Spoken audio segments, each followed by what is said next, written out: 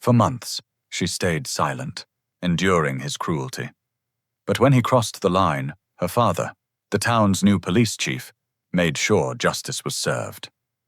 The lunchroom at West Ridge Middle School was a battlefield, but not the kind where fists flew or food fights broke out.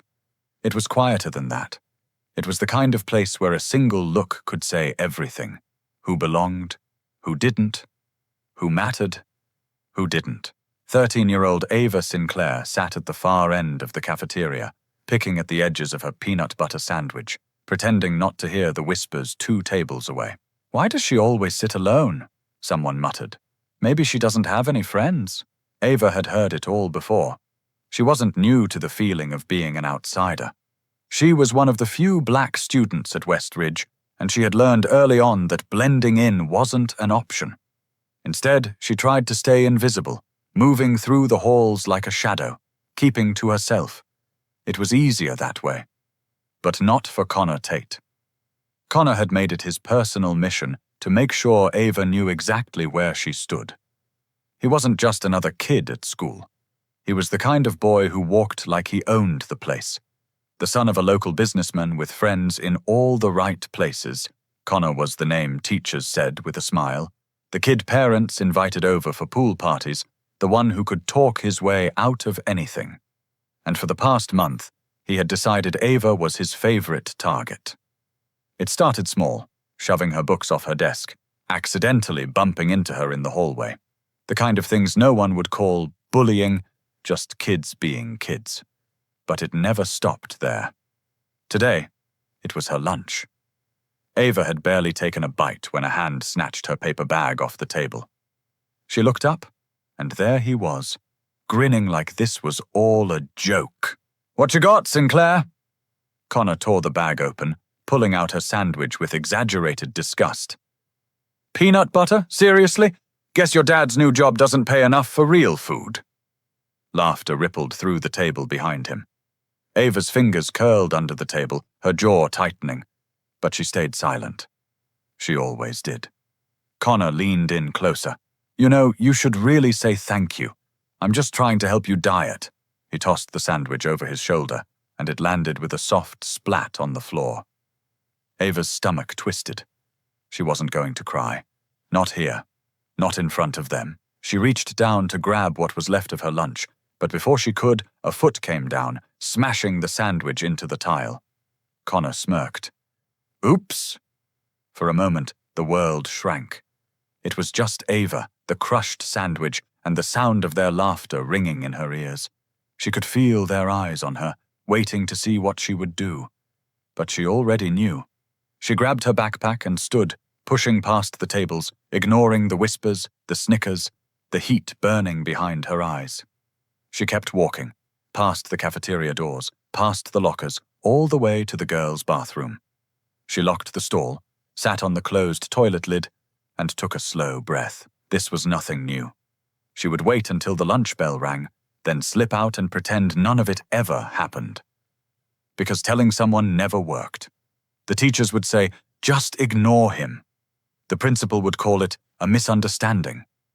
And tomorrow, it would all start again. But Ava didn't know that tomorrow would be different. Tomorrow, she would fight back. And tomorrow, Connor would push her further than he ever had before. But right now, all she could do was wait. Ava barely spoke when she got home that afternoon.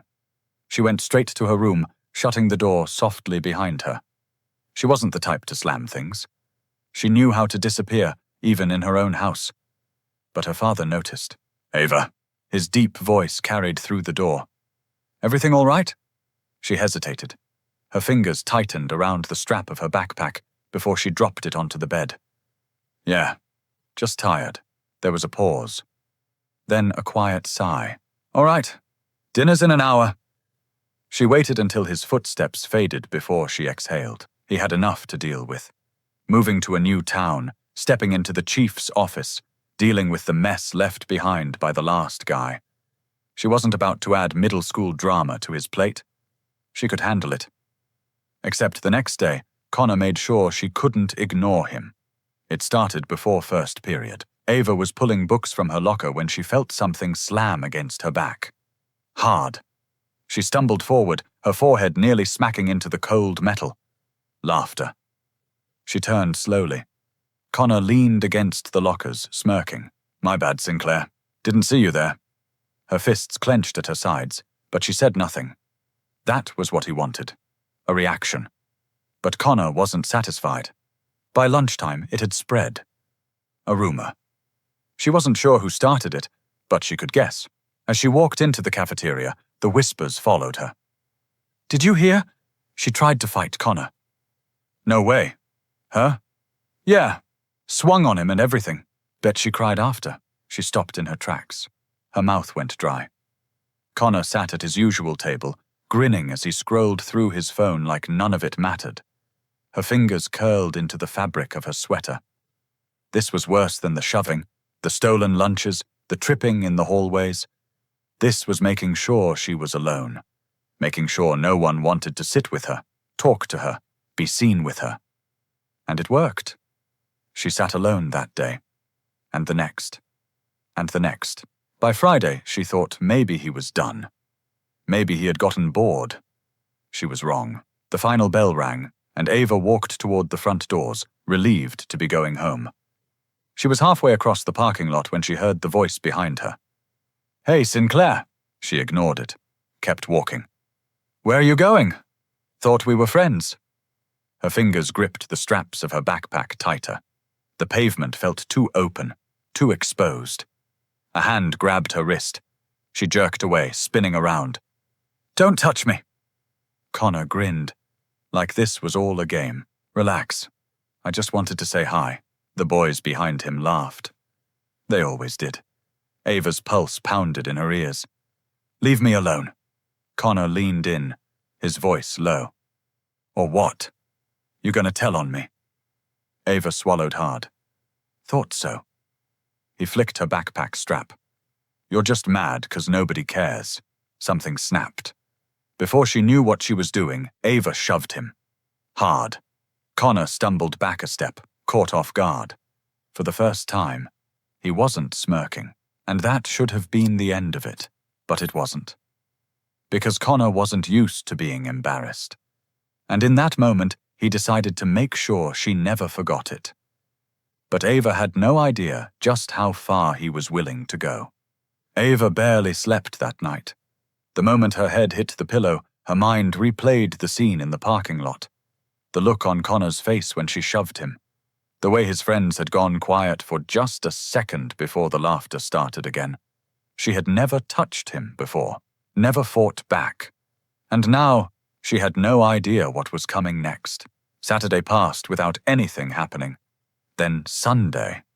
By Monday morning, Ava convinced herself that maybe, just maybe, Connor had decided to move on. She should have known better. It started with the stares, then the whispers. By third period, the snickers had turned into something else. As she walked down the hallway, students turned their phones toward her, pretending to be looking at something funny. Some pointed. Some laughed under their breath. Others just shook their heads like they knew something she didn't. Ava's stomach twisted. She slid into her desk in English class, eyes glued to the scratched-up surface, trying to block out the murmurs around her. Then a voice from behind her. "Nice photos, Sinclair." Ava's head snapped up. Lena Carmichael, one of Connor's friends, was smirking as she tapped on her phone. Ava's chest tightened. Her own hands fumbled for her phone in her backpack. When she unlocked it, her notifications were flooded. Her breath caught in her throat. It was a picture of her, taken in the school parking lot when she had shoved Connor. But someone had edited it. In the new version, Ava's face was twisted with exaggerated anger, and bold red letters had been slapped across the top. "Psycho Sinclair can't control herself!" Her fingers trembled, and there were comments. Dozens of them. "Wow, she looks unhinged. No wonder she has no friends. Connor should have hit her back. I heard she tried to scratch his face." It wasn't just a rumor now. It was something worse. Something people could see and believe. Ava's throat closed. She forced herself to swallow. She wouldn't cry. Not here. Not in front of them. Lena leaned forward again, voice syrupy sweet. Connor says you have a temper problem. Maybe you should get some help. Ava's pulse hammered. She stared straight ahead, her nails digging into her palm. She had never felt so humiliated in her life. By lunchtime, everyone had seen the picture. By the time school let out, it was all anyone talked about. And by the time Ava made it home, she was ready to disappear. But when she walked in the front door, her father was waiting, and he had his phone in his hand. Ava. His voice was steady. Too steady. Sit down. Her stomach twisted. She sank into the couch, her backpack still on her shoulders. Her father turned the phone toward her. It was the same photo. The same words. His face was unreadable. You want to explain this to me? Ava's heart pounded. I didn't do anything. I know. His eyes darkened. I also know exactly who did. A lump formed in her throat. Dad, please. But he wasn't listening anymore. He was already dialing a number. And in that moment, Ava knew that Connor had finally messed with the wrong person. Ava's father wasn't a man who yelled. He didn't slam doors or make threats. When he was angry, he got quiet. And right now, the silence in the living room was thick enough to suffocate. He held the phone to his ear, his expression unreadable. Ava watched as he spoke, his voice calm but firm. Principal Dawson, we need to talk. Now. Ava's stomach twisted. Her father, the man who had spent years breaking up gang disputes and corruption cases in the city, was now handling her school drama. And he wasn't treating it like drama at all. She could hear the muffled voice of Principal Dawson on the other end. Something about looking into it. Something about kids being kids. Her father's jaw tensed. No, we're not going to look into it. We're going to fix it today. Ava sat frozen. She had never seen him like this. Within an hour, they were in his car, driving to West Ridge Middle. The building looked different in the evening light. Emptier, quieter. As they walked in, Principal Dawson was already waiting by the front office, arms crossed over his chest. Chief Sinclair, he greeted with a forced smile. I understand you have some concerns. Her father didn't bother with small talk. Connor Tate has been harassing my daughter for over a month, and now he's spreading false accusations about her online. He pulled out his phone, holding it up. This is what I want removed. The principal shifted uncomfortably. Now, Chief, let's not blow this out of proportion. I spoke with Connor's parents, and they assured me, I don't care what his parents assured you. Her father's voice was steel. I care about what he did. The principal hesitated. We don't want to punish a student for... Her father stepped forward, lowering his voice. Do you know what my job is, Dawson? I enforce the law. And last I checked, cyber harassment and targeted bullying fall under some serious categories. He paused. But you know what's worse? A school that turns a blind eye to it. Ava watched as the color drained from the principal's face. I'll talk to the Tates again. Her father didn't move. You'll do more than talk. You'll make sure that picture is taken down. You'll make sure this doesn't happen again.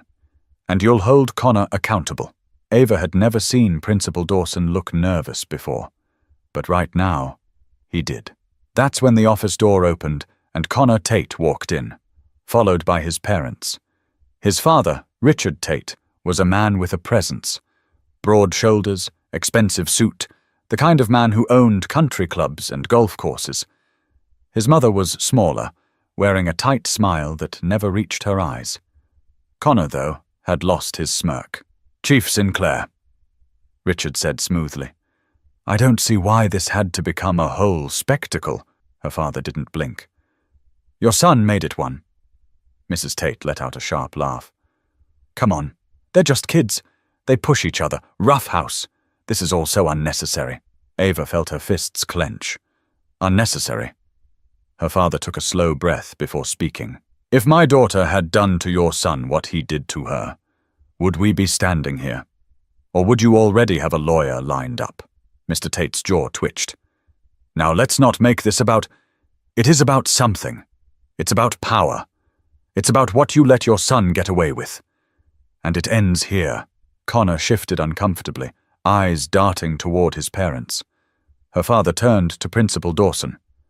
"What's the school's official response?"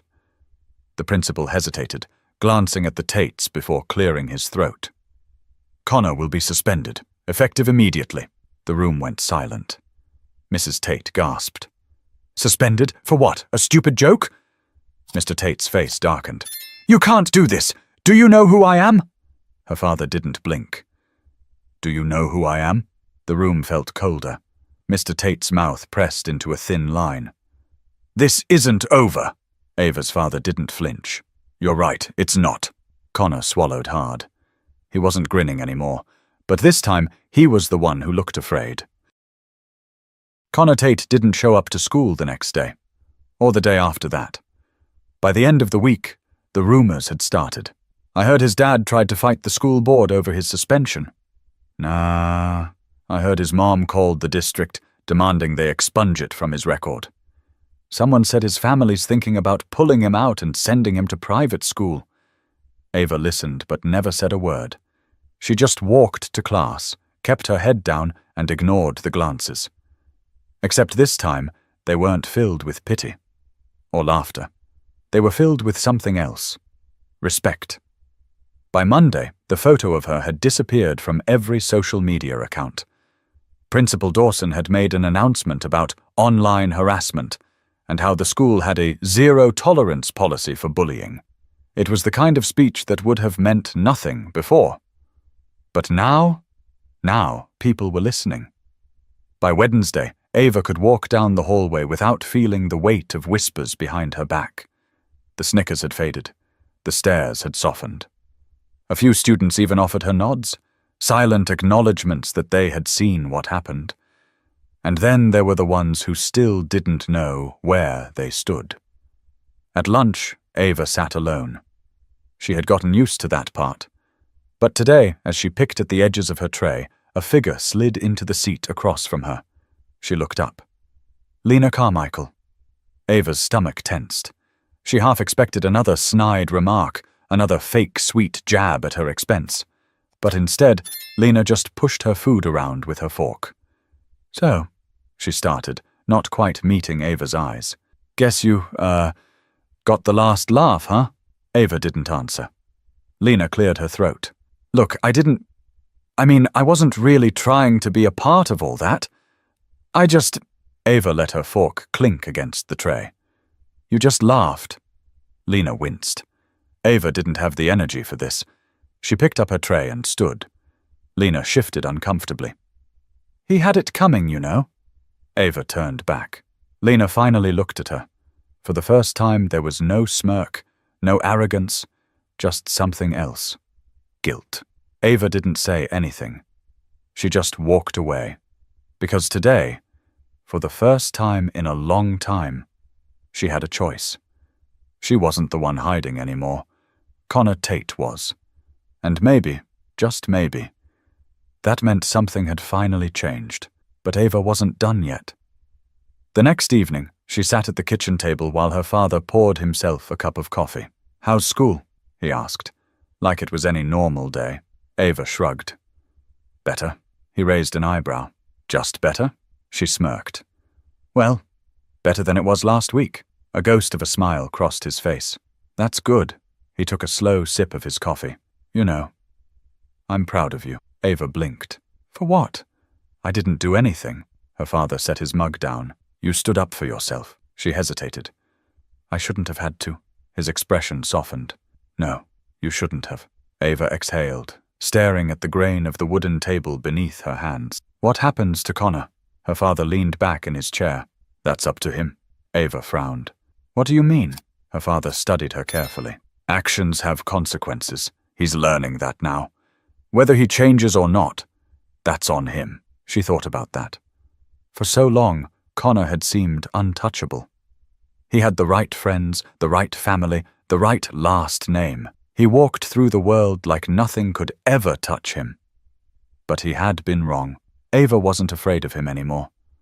And maybe, just maybe, That was the real victory, because this time, when she walked into school, she wasn't the one looking over her shoulder. Ava never saw Connor Tate again. By the time the week ended, his family had pulled him out of school. Some said he was transferring to a private academy in another district. Others whispered that his father had pulled some strings to enroll him in a boarding school out of state. Either way, he was gone. And for the first time in a long time, Ava could breathe. But just because Connor was gone didn't mean things were suddenly perfect. The damage had already been done. The weight of his cruelty, the months of humiliation, it didn't just vanish overnight. There were still the stares, the hushed conversations that stopped when she walked by, the students who didn't know whether to pretend like nothing had happened or acknowledge that everything had. But Ava wasn't waiting for their approval anymore. Instead, she did something she never would have dared before. She raised her hand in class, spoke up when she had something to say, looked people in the eye when she passed them in the halls. And slowly, very slowly, the isolation began to crack. On Friday, a girl from her math class slid into the seat next to her at lunch. Didn't say much, just a casual, "Hey." A day later, someone asked her if she wanted to be in their group for a project, instead of just letting the teacher assign her. By Monday, a boy from her English class, a quiet kid who never got involved in anything, muttered under his breath as he walked past her locker. What he did was messed up. Ava turned. "What?" The boy adjusted his backpack strap, barely looking at her. "Just saying. If I had known it was that bad, He cut himself off, shaking his head. Doesn't matter. But it did. It mattered because people were finally seeing. Not just Ava, but what had happened. What they had let happen. Because silence was its own kind of crime. She didn't say anything back, just gave him a small nod. It was enough. That night, she sat in the living room, flipping through a book while her father read the newspaper. The television was on in the background, the low hum of some crime show neither of them were really watching. You know. Her father folded the newspaper, setting it on the table. "I had my own Connor Tate when I was your age." Ava glanced up. "Yeah?" He nodded. Didn't have social media back then, but the game was the same. He leaned back, his eyes distant, like he was watching something from a long time ago. "There's always someone who thinks they can get away with it." Ava hesitated. "Did you do anything about it?" Her father exhaled slowly. "I didn't have a choice." She frowned. "What do you mean?" He turned to her, his expression steady. "I had to make a decision. Let him decide who I was, or decide that for myself." Ava swallowed. "And?" Her father smiled slightly. "I'm sitting here, aren't I?" A small laugh escaped her, surprising even herself. "Yeah, guess you are." He patted her shoulder. "And you are too." Ava sat with that for a while. Because for the longest time it had felt like Connor had all the power. Like he decided how things went. Like she had no control. But that wasn't true. She had made a choice, too. To speak, to fight, to push back. And that had made all the difference. On Monday morning, she walked into school. The halls felt different. Or maybe she was different. Lena Carmichael gave her a small nod from across the hallway. Not an apology. Not an excuse. But something close enough. The boy from English class held the door open for her without saying anything. And when she sat down in the cafeteria, a girl from her history class slid into the seat across from her. "You mind if I sit here?" Ava looked at her for a moment. Then she shrugged. Go for it.